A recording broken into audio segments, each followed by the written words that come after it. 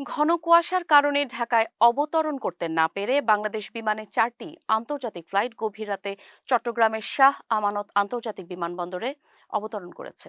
এসব ফ্লাইটে মোট 1167 জন যাত্রী ছিলেন। যাত্রীদের অভিযোগ, বাংলাদেশ বিমান খাবার দেওয়ার কথা থাকলেও তা দেওয়া হয়নি। গভীর রাতে চট্টগ্রাম বন্দরেও কোনো খাবারের ব্যবস্থা না থাকায় ভোগান্তিতে পড়েন যাত্রীরা।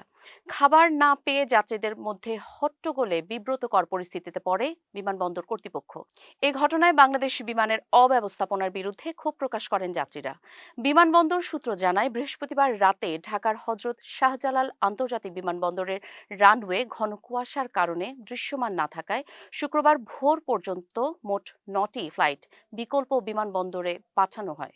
নিরাপত্তাজনিত কারণে এসব ফ্লাইট চট্টগ্রাম, কলকাতা ও ব্যাংককে অবতরণ করতে বাধ্য হয়। 9টি আন্তর্জাতিক ফ্লাইটের মধ্যে 4টি চট্টগ্রাম শাহ আমানত আন্তর্জাতিক বিমানবন্দর, 4টি কলকাতা বিমানবন্দরে এবং 1টি ব্যাংকক বিমানবন্দরে অবতরণ করে। পরে আবহাওয়া স্বাভাবিক হলে শুক্রবার সকাল 9টার পর থেকে ঢাকায় ফ্লাইট অপারেশন ধীরে ধীরে স্বাভাবিক হয়।